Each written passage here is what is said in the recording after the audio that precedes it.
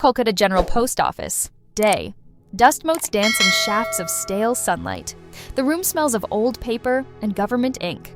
Mansingh, 60, sits at a wooden desk worn smooth by decades of friction. He doesn't just sort mail, he processes it. His hands move with mechanical efficiency. Stamp, sort, stack, stamp, sort, stack. A younger clerk watches him, chewing gum, bored. Younger clerk, checking phone. It's 5:01, uncle, let it go. The letters will be there tomorrow. Mansingh doesn't look up. He picks up a frayed envelope. The address is smeared, barely legible. Mansingh, this is an appointment letter for a boy in Howrah. If it waits until tomorrow, he misses the interview. If he misses the interview, he stays hungry. He stamps it. We don't move paper, Beta. We move fate. He places the final letter in the bin. Only then does he look at the calendar on the wall. May 31st. He takes a breath. It's not a sigh of relief. It's the sound of an engine shutting down for the last time. The exile of comfort in 2. Mansingh, a city apartment. Night. Small, cramped, but functional. A ceiling fan wobbles overhead. Mansingh sits on a cot, packing a trunk. He folds a white kurta with military precision. His wife, Sumitra, 55, watches him from the kitchen doorway. She looks tired. Sumitra, the doctor is 2 streets away here. The water comes out of a tap 24 hours a day. In the village, you have to pump a handle until your back breaks. Mansingh, comfort makes a man soft, Sumitra. Sumitra, comfort keeps a man alive. Why are we doing this? The city gave us everything. Mansingh stops. He holds up a framed photo of his father. To a Western mind, leaving a city with hospitals and electricity for a mud hut sounds like madness. But for a man like Mansingh, the city was just a transit station, a waiting room. Mansingh, this apartment is a box in the sky. It belongs to the landlord. I need to stand on ground that remembers my name. I need to be with Veer. Sumitra Veer has lived alone for 20 years. He has his own ways, his own hunger. Mansingh, he is my blood. He is waiting for me. We will build a house that will stand for 100 years. A fortress. He shuts the trunk. The latch clicks, a sound of finality. He is trading certainty for a dream. Analysis. We have established Mansingh's rigid code of honor and the friction it causes with his pragmatic wife. We've also planted the seed of doubt regarding the brother, Veer. The Golden Calf, Ixtster. Village outskirts. Day. A hired jeep kicks up a storm of red dust.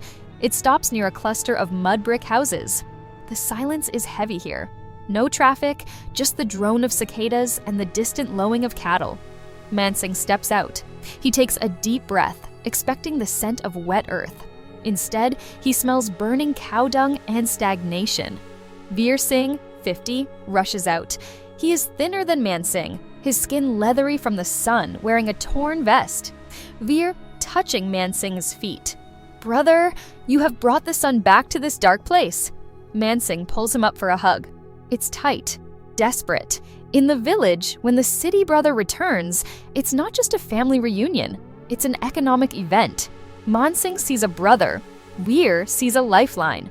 Mansingh, look at you, Veer. You've become half a man. Didn't I send money for food? Veer, averting eyes. Prices, brother. The rain failed last year. We survive. That is enough. Exterior, ancestral home. Continuous. They walk to the family plot. Mansingh stops dead. The home he remembered is a ruin. The thatched roof is sagging like a broken spine. The mud walls are scarred by rain. A goat is tethered to the front doorpost, chewing on plastic. Sumitra, whispering to Mansingh, this is where we will live. It's a stable, not a house. Mansingh's jaw tightens. He feels the shame of it. His ancestors' legacy reduced to dirt. Mansingh, loudly for the neighbors to hear. No, we will not live like this. He turns to the gathering crowd, villagers watching with curious, hungry eyes. Mansingh, Co-NTD. I have worked 35 years for the government. I have my gratuity, my savings. We will not patch this roof. We will tear it down. Veer looks up, eyes widening. Mansingh, CONTD. We will build a pucka house. Brick, cement, steel. A house that will make the district stop and stare. The villagers murmur. respect mixed with envy. Veer smiles, but it doesn't reach his eyes. He's doing the mental math. Interior temple courtyard. Later. A priest sits cross-legged, consulting a yellowed almanac. Priest. The stars are aligned next Tuesday, but a foundation like this, it requires a heavy offering. Mansingh, opening his wallet. Whatever is needed. Do not cut corners on the gods. Sumitra watches his wallet. It looks thinner already. Analysis. We see the first mistake. Mansingh has publicly committed to wealth he barely has. He has signaled to the village that he is rich, stripping away his defenses. The tragedy has begun. The hungry ghost. Exterior construction site. Deus montage. The skeleton of the house rises against the stark blue sky. It is ambitious. Too ambitious. Laborers mix concrete by hand, the rhythmic slap-slap of wet gray mud. Mansingh stands like a supervisor, pointing, directing. He looks younger, energized. Veer is there too, but he's not working. He's chatting with the supplier, smoking a beedi. Interior temporary shed. Night Mansingh sits by a kerosene lamp with a ledger. He adjusts his spectacles. The pages are filled with numbers in red ink. He calculates. He pauses. He calculates again. He takes off his glasses and rubs the bridge of his nose. Sumitra, from the dark corner. How much is left? Mansingh. Enough. The foundation took more cement than we thought. The soil here, it's thirsty. It swallows everything. Sumitra Veer asked for another 5,000 rupees today. 4 supervision costs. Mansingh stiffens. Mansingh, he is my brother, not a contractor. He is handling the labor. Sumitra, he is handling your money. There is a difference. Exterior courtyard. Day. A sleek black buffalo is tied to a post. It is Mansingh's pride, a purchase to provide fresh milk for the family. Veer's wife, Kamla, 45, is milking it. She fills a large steel bucket. Sumitra walks out with a small bowl. Sumitra. Sister, leave some for Mansingh's tea. Kamla stops. She looks at the full bucket, then at Sumitra's small bowl. She laughs, a sharp, dry sound. Kamla, the buffalo eats grass from our fields. The water comes from our well. But the milk belongs only to the city brother. Sumitra Mansingh bought the animal. He paid cash. Kamla, and who cleans its dung? Who walks it to the pond? You think cash buys loyalty here? Kamla picks up the heavy bucket and walks past Sumitra, bumping her shoulder. The milk sloshes over, white gold spilling into the dust. Narrator. In the West, property is defined by a deed. In the village, ownership is defined by labor. Mansingh paid for the buffalo, but because he doesn't shovel the manure, he has no moral claim to the milk. To them, he is just the bank. Exterior unfinished house. Dusk. Mansingh stands before the house. The walls are up, but the roof is missing. It looks like a ruin before it has even been born. The contractor approaches.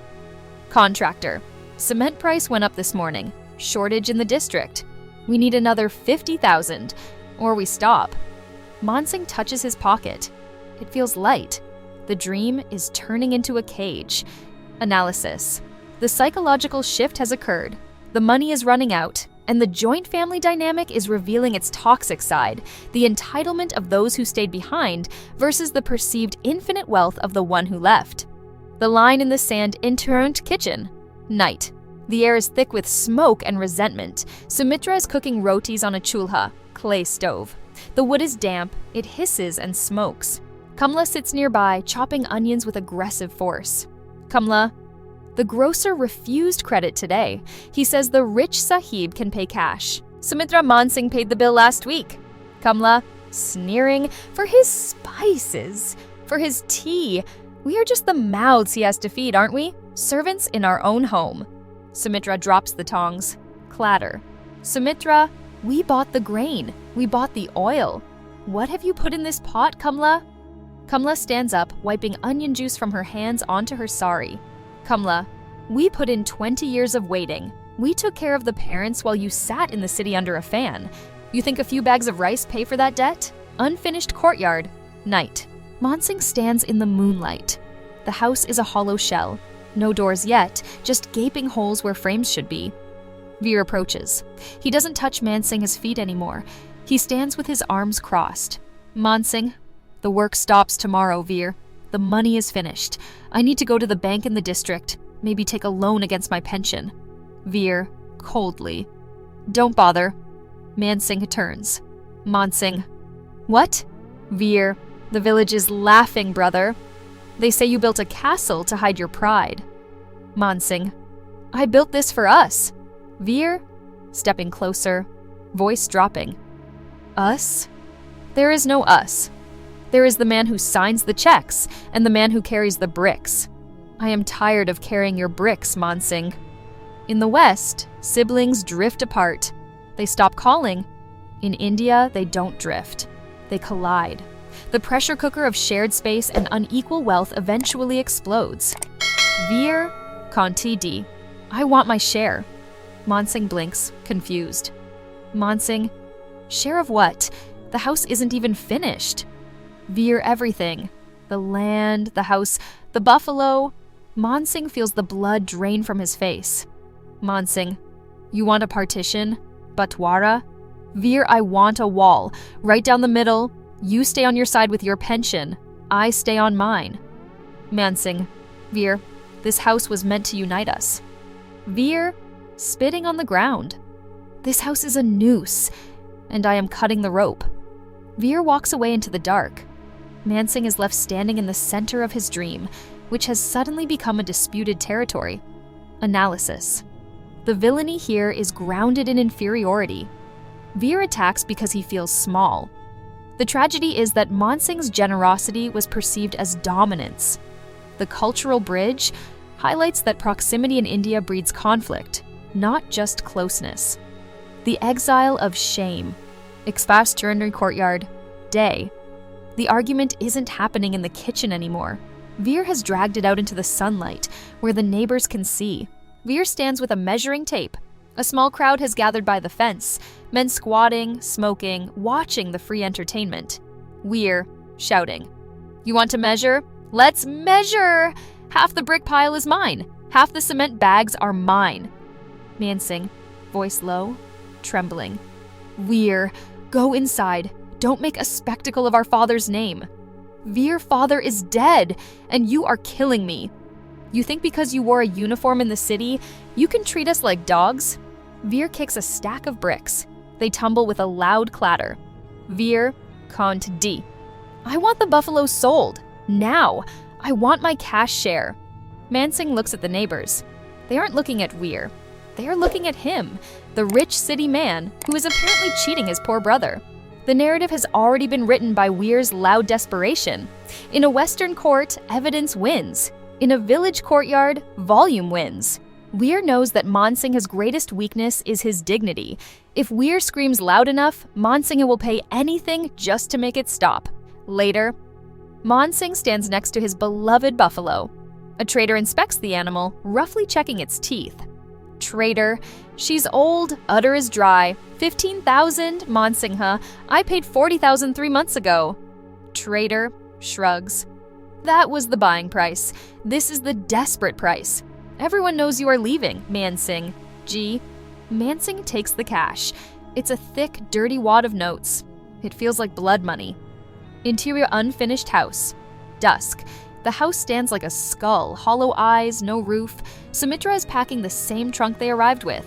She is weeping, but silently. Mansingh. Leave the bed. Leave the utensils. We take only what we can carry.